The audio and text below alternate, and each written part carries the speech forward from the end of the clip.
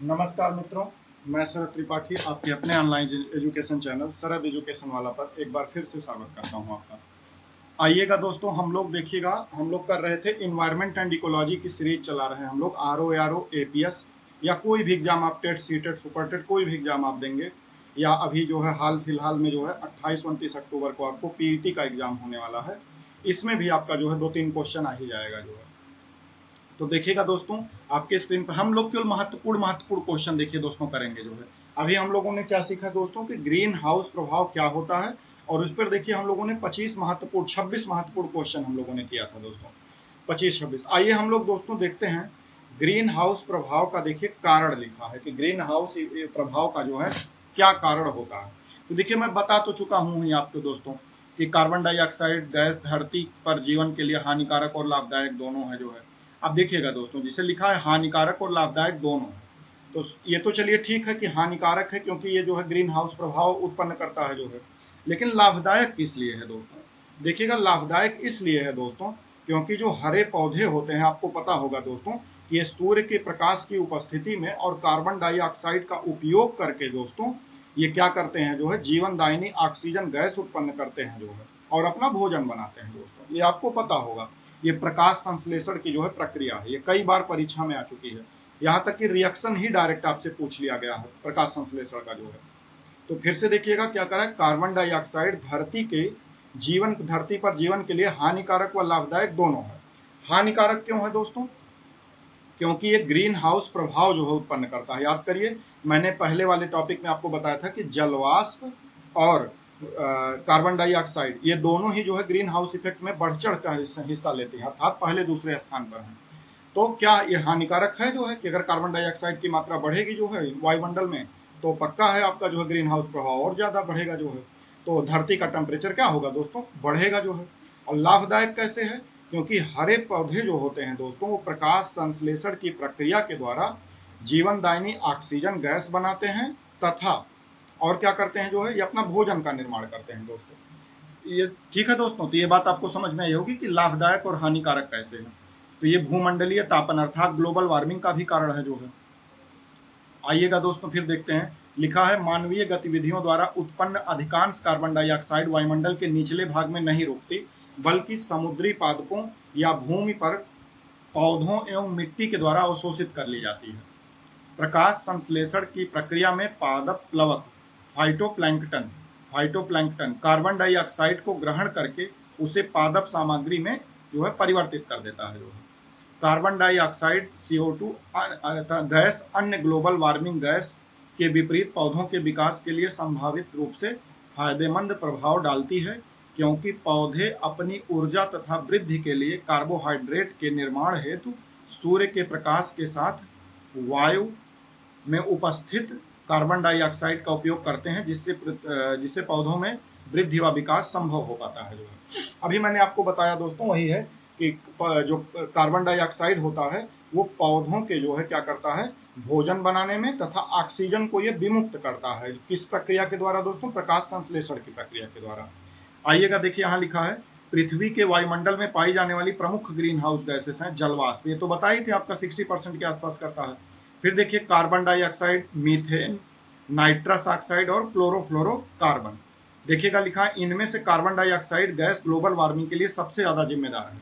अब देखिए carbon dioxide, अगर जलवाष्प आपका ऑप्शन नहीं दिया होगा तो कार्बन डाइऑक्साइड इसका उत्तर हो जाएगा दोस्तों। मैंने आपको कल ही ये बात बताया था जो, क्योंकि वायुमंडल में इसकी सांद्रता अन्य ग्रीन हाउस गैसों की तुलना में बहुत अधिक है। ध्यातव्य है कि पिछले कुछ दशकों में वातावरण में CO2 की सांद्रता में लगातार वृद्धि हो रही है। अब देखिएगा सांद्रता, मैंने कल ही आपको बताया था दोस्तों कंसंट्रेशन क्या होता है। कंसंट्रेशन का मतलब होता है किसी एक यूनिट एरिया में जो है कितना ज्यादा उसका जो है बढ़ रहा है। जैसे अगर हम एक आयतन ले ले जो है 1 सेंटीमीटर क्यूब का, तो उसमें CO2 की मात्रा कितनी बढ़ रही है, यही उसकी सांद्रता होती है। देखिए नीचे एक ग्राफ बनाया हुआ है दोस्तों, और लिखा है कि वातावरण में 1959 से 2001 के मध्य CO2 की सांद्रता में कैसे कैसे वृद्धि हो रही है। देखिए CO2 की सांद्रता ये आपके वाई एक्सिस पर दिया गया है, पार्ट्स पर मिलियन। ये जो दोस्तों ppm लिखा है, ये पार्ट्स पर मिलियन लिखा हुआ है, ये मात्रा है, CO2 की सांद्रता है। और यहाँ देखिए वर्ष लिखा है। तो 1959 में देखिएगा दोस्तों ये लगभग कितना रहा होगा, 317-18 आपका रहा होगा जो है, क्योंकि 300 से 300 के बीच में है। इसके बाद देखिए लगातार CO2 की सांद्रता क्या हो रही है, ग्राफ क्या बता रहा है, स्ट्रेट लाइन। स्ट्रेट लाइन मतलब क्या होता है दोस्तों, y = mx + c। तो इसका मतलब है कि सांद्रता जो होती है इसकी जो है CO2 की, वो लगातार देखिएगा दोस्तों क्या हो रही है, बढ़ रही है। ठीक है, तो बढ़ रही है तो इसका मतलब ग्रीन हाउस प्रभाव में अपना जो है योगदान दे रही है ये। इसके बाद देखिएगा ये लिखा हुआ है। तो दोस्तों देखिए हम आपका ज्यादा समय जाया ना करते हुए हम लोग जो है क्वेश्चन पे आते हैं जो है, क्योंकि ये सब देखिए यहाँ पे कुछ महत्वपूर्ण बात मैं आपको बता देता हूँ। ये देखिए लिखा है मेथेन गैस को मार्स गैस कहते हैं, ये भी कई बार परीक्षा में आया हुआ है दोस्तों। देखिए CH4 अर्थात जो मेथेन है उसको क्या कहते हैं, मार्स गैस भी बोलते हैं, जिसका स्रोत बायोगैस है, जीवाणु का अपघटन तथा जुगाली करने वाले पशु हैं। आइएगा दोस्तों हम लोग इसके नीचे देखते हैं क्या कह रहा है। ये देखिएगा यहाँ लिखा चावल की खेती अर्थात धान के खेत से भी देखिए क्या है, मीथेन आपका उत्सर्जन होता है। तो जो महत्वपूर्ण बात है दोस्तों मैं आपको बता दे रहा हूं उसमें। इसके बाद देखिएगा दोस्तों, आइए हम लोग अब देखते हैं जो दोस्तों क्वेश्चन कैसे कैसे इसमें आए हुए हैं। देखिएगा लिखा है, पहला क्वेश्चन आपके स्क्रीन पर दिख रहा होगा दोस्तों। देखिए दोस्तों, अगर जो है आपको मेरा चैनल अच्छा लगता हो तो प्लीज इसे सब्सक्राइब करें तथा अन्य दोस्तों के पास इसको शेयर भी करें। मैं आपको इसी प्रकार से नई जानकारियां तथा आपका जो सिलेबस है वो ARO के एग्जाम के पहले जो है मैं हिंदी वाला भी और GS वाला भी खत्म करने का प्रयास करूंगा। बस मुझे आपसे अपेक्षित सहयोग चाहिए। देखिएगा दोस्तों, पहला क्वेश्चन लिखा है जलवायु परिवर्तन का कारण है, जलवायु परिवर्तन अर्थात क्लाइमेट चेंज का क्या कारण है। तो ये देखिए ग्रीन हाउस गैसेस, ये तो है ही, कल ही मैंने आपको बताया था ये बात कि ग्रीन हाउस प्रभाव के कारण जो है जलवायु में जो है दोस्तों परिवर्तन आता है। ओजोन परत का क्षरण, ये भी बहुत महत्वपूर्ण है दोस्तों। मैं आपको बताऊंगा जो है दोस्तों कि ओजोन परत, ये बताइए आपके लिए क्वेश्चन है जो है दोस्तों कि ओजोन परत का सर्वाधिक संकेंद्रण कहाँ पे पाया जाता है। कमेंट बॉक्स में जरूर लिखिएगा दोस्तों, ये भी क्वेश्चन कई बार परीक्षाओं में पूछ चुका है जो है कि ओजोन परत का संकेंद्रण जो है कहाँ पे होता है। मैं आपको हिंट के रूप में बताऊं कि पृथ्वी में जो है क्षोभ मंडल, समताप मंडल, मध्य मंडल, आयन मंडल और बहिर्मंडल, ये उसके वायुमंडल की 5 जो है जो आपकी जो है सीमाएं हैं। तो इन्हीं में से कहीं ना कहीं जो है पाया जाता है। तो आपको बताना है दोस्तों कि किसमें जो है ये ज्यादा इसका संकेंद्रण अर्थात कंसंट्रेशन ओजोन का ज्यादा पाया जाता है। तो देखिएगा जलवायु परिवर्तन का प्रमुख कारण पूछा है तो ग्रीन हाउस प्रभाव भी है, ओजोन परत का क्षरण, ओजोन परत का जो क्षरण हो रहा है दोस्तों ये भी उसका प्रमुख कारण है। प्रदूषण अर्थात जो हम पर्यावरण प्रदूषण करते हैं दोस्तों, ये भी जलवायु परिवर्तन का कारण है। तो इसका उत्तर जो है आंसर क्या हो जाएगा दोस्तों, उपरोक्त सभी अर्थात ग्रीन हाउस प्रभाव भी इसका कारण है जलवायु परिवर्तन का, प्रदूषण भी है क्योंकि हम प्रदूषण करेंगे तो जाकर जो है वो और ग्रीन हाउस गैसों को बढ़ाएगा जो है CFC गैसों को। ओजोन परत का क्षरण, ओजोन परत का जो क्षरण है दोस्तों, क्षरण मतलब होता है दोस्तों कि ओजोन परत जो है वो धीरे धीरे पतली हो रही है अर्थात उसका डिप्लीशन हो रहा है। तो ये भी क्या है, इसका प्रमुख कारण है जलवायु परिवर्तन का। तो इसका उत्तर क्या हो जाएगा दोस्तों, उपरोक्त सभी। आइएगा दोस्तों हम लोग दूसरा क्वेश्चन देखते हैं। देखिए दूसरे क्वेश्चन में कह रहा है कि जलवायु परिवर्तन का कारण मुख्यतः निम्नलिखित की वजह से है, जलवायु परिवर्तन का कारण मुख्यतः निम्नलिखित की वजह से है। झारखंड PCS में आया है दोस्तों, ग्रीन हाउस प्रभाव या गैस, ओजोन परत का अवक्षय और प्रदूषण। अभी ऊपर वाले क्वेश्चन में भी यही चीज थी। तो इसका उत्तर क्या हो जाएगा दोस्तों, उपरोक्त सभी। जहां पर देखिए दोस्तों आवश्यकता पड़ेगी मैं वहां एक्सप्लेन करूंगा आपका। देखिएगा लिखा है निम्नलिखित गैसों में कौन सी गैस धरती पर जीवन के लिए हानिकारक एवं लाभदायक दोनों है। अभी देखिए दोस्तों ऊपर मैंने आपको बताया था कि कार्बन डाइऑक्साइड एक ऐसी गैस है, देखिए यहाँ ऑक्सीजन क्यों नहीं हो सकता है, क्योंकि ऑक्सीजन लाभदायक है, हानिकारक के किसी मैटर में नहीं हो सकता है जो है। ओजोन है दोस्तों, देखिए नाइट्रोजन है, नाइट्रोजन देखिए पौधों की वृद्धि और विकास में सहायक करता है, ये लाभदायक है, हानिकारक नहीं है ये। कार्बन डाइऑक्साइड देखिएगा दोस्तों ये ऐसी गैस है जो लाभदायक भी है और हानिकारक भी है। लाभदायक किस सेंस में है दोस्तों, लाभदायक इस सेंस में है क्योंकि कार्बन डाइऑक्साइड का ही उपयोग करके हरे पौधे जो होते हैं वो सूर्य के प्रकाश की उपस्थिति में अपना भोजन तथा ऑक्सीजन का निर्माण करते हैं जो दोस्तों। तो इसका मतलब कार्बन डाइऑक्साइड जो है लाभदायक है। हानिकारक क्यों है, क्योंकि ग्रीन हाउस प्रभाव में जो है दोस्तों कार्बन डाइऑक्साइड का जलवाष्प के बाद जो है दूसरे नंबर पर जो है सर्वाधिक योगदान है।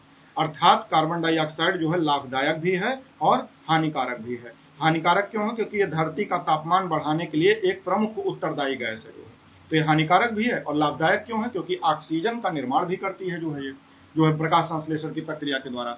आइएगा हम लोग जो है दोस्तों चौथा क्वेश्चन देखते हैं क्या कह रहा है। देखिए ये IAS 2018 में क्वेश्चन आया हुआ है। देखेंगे दोस्तों क्या पूछा है। निम्नलिखित कथनों में कौन सा कार्बन निषेचन, कार्बन फर्टिलाइजेशन का सर्वोत्तम वर्णित करता है? वो सर्वोत्तम वर्णित करता है। कार्बन निषेचन मतलब जैसे देखिएगा दोस्तों, आप जूलॉजी बॉटनी में पढ़े होंगे जो है, जूलॉजी में मानव का निषेचन जो है, जैसे अंडों का निषेचन होता है जो है, ऐसे ही जो है आपने बॉटनी में भी पढ़ा रहा होगा जो है, पौधों में जो होता है, फूलों में। ऐसे ही देखिए कार्बन निषेचन है, एक वर्ड है जो है, ये क्या है? कार्बन निषेचन। तो ये कह रहा है कि कार्बन निषेचन का सर्वोत्तम जो है वर्णन कर रहा है। देखिएगा चारों ऑप्शन पहले हम लोग पढ़ते हैं। पहला ऑप्शन कह रहा है कि वायुमंडल में कार्बन डाइऑक्साइड की बढ़ी हुई सांद्रता के कारण बढ़ी हुई पादप वृद्धि। तो देखिएगा निषेचन का मतलब क्या होता है, जैसे आप जूलॉजी में पढ़ेंगे तो निषेचन की प्रक्रिया के द्वारा क्या होता है, कोई चीज का जैसे निर्माण होता है ना, जैसे अगर एक शुक्राणु और एक अंडाणु निषेचित होगा तो एक जो है जीव का निर्माण होगा, किसी न किसी जो है जीव का निर्माण, यानी अर्थात बच्चे का। तो इसमें अर्थात कुछ वृद्धि जैसा कुछ बात आएगा। आपको इतना देखिए, अगर आपको चारों ऑप्शन का नहीं भी कुछ आइडिया है तब भी आप इस आंसर को लगा सकते हैं जो है कि निषेचन की प्रक्रिया के द्वारा कोई ना कोई चीज का वृद्धि होगा या कोई नया निर्माण होगा। चारों ऑप्शन पढ़िए, अभी पता चल जाएगा। दूसरा ऑप्शन देखिए लिखा है कि वायुमंडल में कार्बन डाइऑक्साइड की बढ़ी हुई सांद्रता के कारण पृथ्वी का बढ़ा हुआ तापमान। ये तो देखिए दोस्तों ग्लोबल वार्मिंग है, इसका कोई मतलब नहीं है कार्बन निषेचन से। तीसरा देखिए वायुमंडल में कार्बन डाइऑक्साइड की बढ़ी हुई सांद्रता के परिणाम स्वरूप महासागरों में बढ़ी हुई अम्लता। देखिए महासागरों का जलस्तर बढ़ता है दोस्तों जो है ग्लोबल वार्मिंग से, लेकिन जो है अम्लीयता नहीं बढ़ती है, जो है एसिडिटी थोड़ी नहीं बढ़ जाएगी महासागरों में इसकी वजह से, तो ये भी गलत है। तीसरा डी ऑप्शन देखिए क्या कह रहा है, वायुमंडल में कार्बन डाइऑक्साइड की बढ़ी हुई सांद्रता के द्वारा हुए जलवायु परिवर्तन के अनुरूप पृथ्वी पर सभी जीवधारियों का अनुकूलन। तो कार्बन डाइऑक्साइड की बढ़ी हुई सांद्रता के कारण जलवायु परिवर्तन के अनुरूप, तो देखिए ये भी नहीं होगा दोस्तों, क्योंकि कह रहा है कार्बन डाइऑक्साइड की बढ़ी हुई सांद्रता के कारण जो है पृथ्वी पर सभी जीवधारियों का अनुकूलन होगा, ऐसा नहीं है। क्योंकि कार्बन डाइऑक्साइड की मात्रा जब दोस्तों बढ़ेगी जो है, तो जो है आपका ग्लोबल वार्मिंग बढ़ेगा, और ग्लोबल वार्मिंग बढ़ेगी तो जलवायु परिवर्तन के द्वारा जो है कई सारे जीव जगत पे जो है संकट आता है दोस्तों। ठीक है, तो संकट आएगा तो ये जो है जिसे बाढ़ आएगी, बाढ़ जैसी समस्या आएगी, क्योंकि समुद्र का जलस्तर बढ़ेगा तो बाढ़ आएगी। तो कई जीव जो जल में रहते हैं उनके लिए तो ठीक है, लेकिन स्थलीय जीवों के लिए जो है हानिकारक हो जाएगा जो है। ठीक है, तो ऐसा नहीं है कि जलवायु परिवर्तन से सभी जीवधारियों, तो देखिए सभी जीवधारियों का अनुकूलन नहीं होगा जो है। हाँ, जो जल में रहते हैं उनके लिए ठीक होगा जो है दोस्तों, लेकिन सबके लिए नहीं सही होगा। तो आपका डी ऑप्शन भी गलत हो जाएगा। किसके लिए? क्योंकि सभी जीवधारियों का लिखा है तो ये गलत है। तो आपका देखिएगा ए ऑप्शन में कह रहा है वायुमंडल में कार्बन डाइऑक्साइड की बढ़ी हुई सांद्रता के कारण बढ़ी हुई पादप वृद्धि।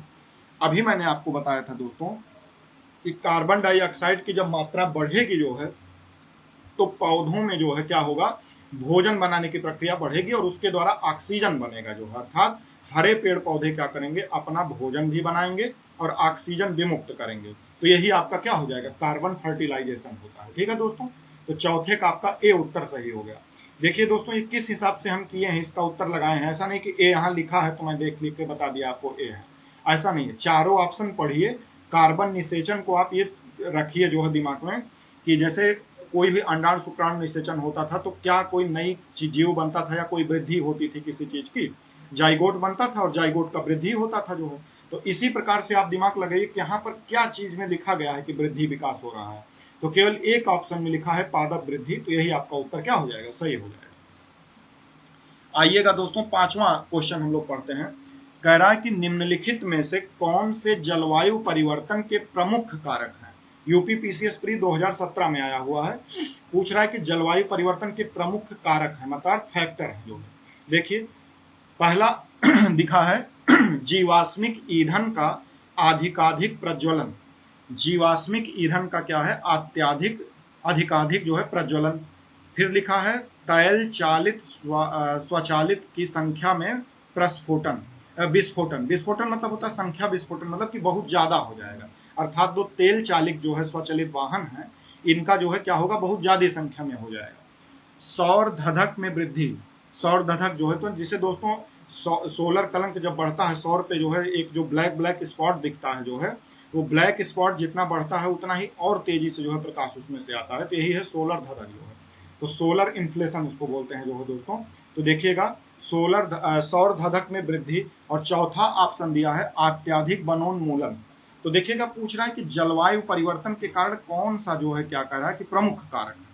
तो देखिएगा दोस्तों, जीवाश्मिक ईंधन का अत्यधिक प्रज्वलन, ये वाला आपका ऑप्शन सही है, क्योंकि जो जीवाश्म ईंधन होता है जो है दोस्तों, इसका जो है अत्यधिक प्रज्वलन, मतलब इसका अत्यधिक जो है हम उपयोग करने लगेंगे अगर जलवायु परिवर्तन होगा। और देखिएगा अत्यधिक वनोन्मूलन, अत्यधिक जो है वनोन्मूलन, तो देखिएगा अत्यधिक वनोन्मूलन ये भी सही है आपका जो है। वनोन्मूलन मतलब होता है दोस्तों कि अत्यधिक वनों की कटाई की जाएगी जो है, ठीक है, अत्यधिक वनों की कटाई की जाएगी दोस्तों, तो ये भी सही हो जाएगा। और तेल चालित स्वचालित संख्या में प्रस्फोटन, अर्थात तेल चालित जो स्वचालित वाहन है इनकी भी संख्या में वृद्धि आएगी दोस्तों, ये भी सही है। तो देखिएगा सोलर धधक में वृद्धि, इसका कोई मतलब नहीं है जो दोस्तों, क्योंकि जलवायु परिवर्तन से नहीं होता, ये सूर्य की अपनी घटना है जो है स्वतः की, ये इसका जलवायु परिवर्तन से इसका कोई लेना देना नहीं है, क्योंकि धरती से सूर्य बहुत दूरी पर है ना, तो धरती पर आप जो है प्रदूषण करेंगे तो उस पर सोलर पे नहीं जाके प्रभाव पड़ जाएगा। तो इसका आप केवल एक ऑप्शन काट सकते हैं, सी ऑप्शन, अर्थात तीसरा वाला। तो जब आप सोचिए 3 काट देंगे तो जहां 3 है वो काट दीजिए, जैसे देखिए यहाँ 3 है, एक में ए में तो इसको काट दीजिए, और सी में है इसको काट दीजिए। अब आपकी लड़ाई देखिए बी और डी में बचती है, तो कैसे पता पाएंगे बी और डी में कौन सा सही है। तो देखिए यहाँ 4 दोनों है, 1 दोनों, अर्थात 2 आपको पकड़ना पड़ेगा। तो स्वचालित वाहनों की संख्या में प्रस्फुटन, क्योंकि जलवायु परिवर्तन देखिए दोस्तों कब होगा, जब हम तेल चालित वाहन का उपयोग ज्यादा करते हैं दोस्तों। तो आप सोचिए जब जैसे जो इलेक्ट्रिकल होते हैं जो है, जो वाहन होते हैं, इनके द्वारा देखिए पर्यावरण उतना प्रदूषित नहीं होता है जो है, क्योंकि ये इलेक्ट्रिसिटी से चलते हैं, तो ये उतना ज़्यादा जो है, जैसे जो पेट्रोल जलता है तो जो हानिकारक जो है आपका पेट्रोल के जलने से निकलता है जो है, वो देखिएगा गाड़ियों में कहाँ निकलता है, जो आपकी बैटरी वाली ऑटो चल रही है। तो तेल चालित वाहनों की संख्या में जो वृद्धि हो रही है, ये जलवायु परिवर्तन का एक कारक है। ठीक है दोस्तों, तो आपको केवल इसमें एक बात पकड़नी थी कि दूसरा सही है कि नहीं है, क्योंकि देखिए तीसरा तो आप जान ही जाते कि गलत है, क्योंकि सौर धधक में वृद्धि, तो 3 आप काट दीजिए, ए और सी, बचा आपका बी और डी। बी और डी में भी 1 और 4 देखिए दोनों में है, 1 4 1 4, इस अर्थात आपको 1 और 4 में दिमाग नहीं लगाना है वहां पे एग्जाम में कि 1 और 4 सही है कि नहीं है, आपको केवल दिमाग लगाना है कि 2 सही है तो बी ऑप्शन हो जाता, अगर 2 गलत होगा तो डी ऑप्शन सही हो जाएगा। तो बी ऑप्शन को हम देखें कि तेल चालित वाहनों की संख्या में वृद्धि से क्या जलवायु परिवर्तन होता है, हाँ बिल्कुल होता है। अगर यही बैटरी वाला लिखा होता, या जो है जो ई वाला आता है, ई रिक्शा इसीलिए उसको बोलते हैं दोस्तों, क्योंकि वो इकोलॉजी के लिए, इन्वायरमेंट के लिए सही होता है, तो क्योंकि उसमें विद्युत से हो रहा है जो है, तो उसमें प्रदूषण हो नहीं रहा है जो है। तो ये जो तेल चालित वाहन है दोस्तों, इससे जलवायु परिवर्तन होता है, अर्थात 2 आपका सही है, तो 2 सही है, तो आपका बी ऑप्शन इसमें क्या हो जाएगा, सही हो जाएगा। आइएगा दोस्तों हम लोग 6वां क्वेश्चन देखते हैं क्या कह रहा है। देखिए 6वां क्वेश्चन आपका कह रहा है कि निम्नलिखित पर विचार कीजिए, कार्बन मोनोऑक्साइड, मीथेन, ओजोन और सल्फर डाइऑक्साइड। पूछा है कि फसल जैव मात्रा के अवशेषों के दहन के कारण वायुमंडल में उपर्युक्त में से निम्नलिखित निर्मुक्त होते हैं।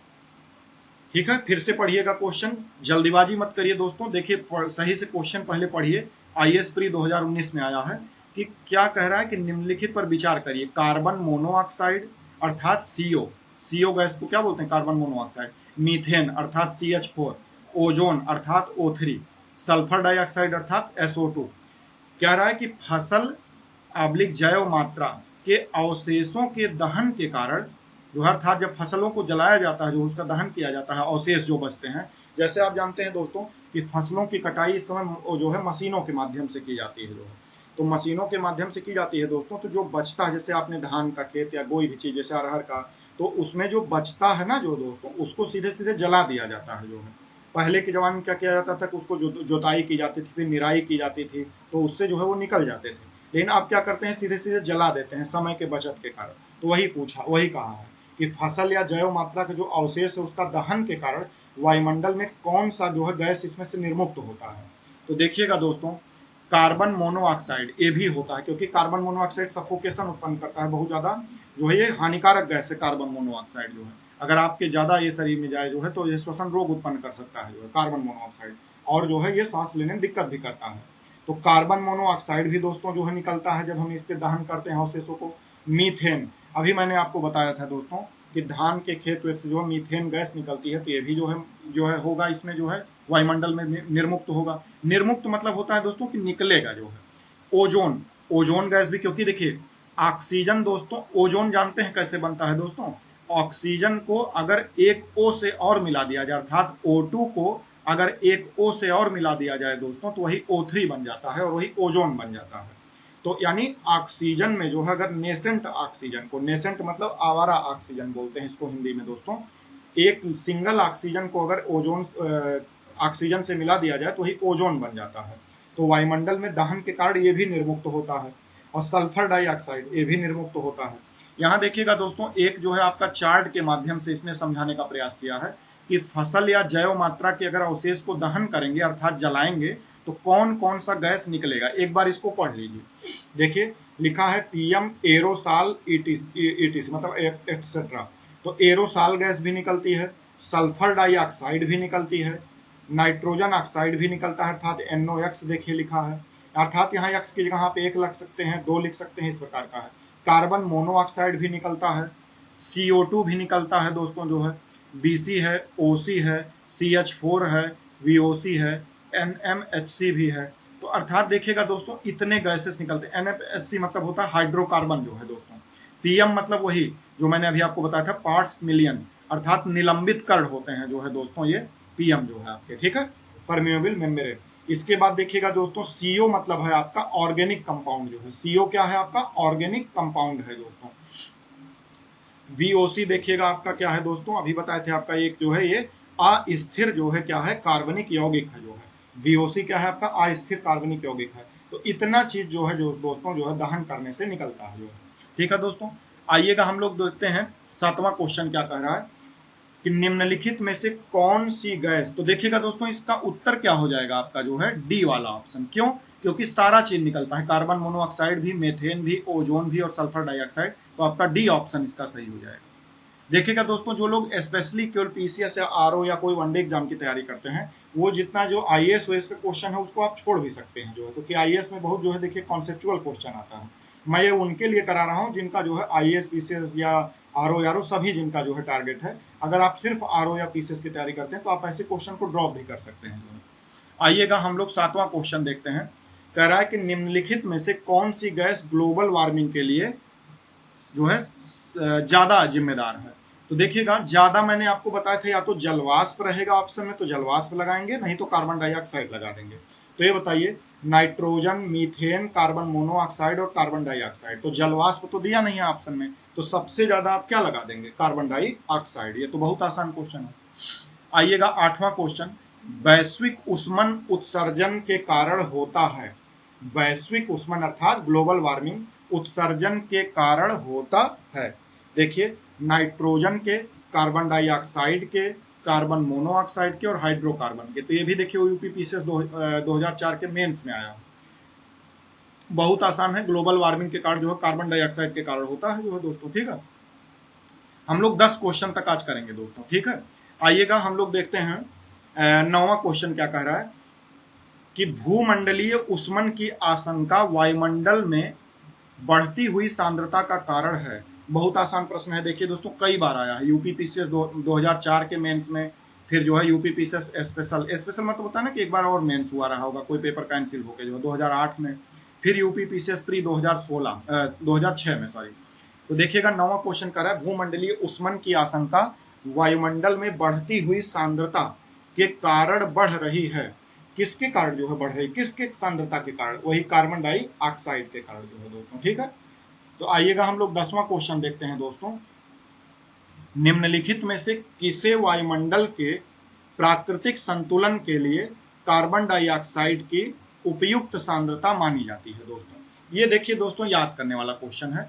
मैंने जो वायुमंडल में कार्बन डाइऑक्साइड की संतुलित मात्रा होती है दोस्तों ना, वो आपसे पूछा। जैसे आप जानते होंगे कि नाइट्रोजन जो है 78% है, ऑक्सीजन जो है 20.96% अर्थात 21% के आसपास मान सकते हैं।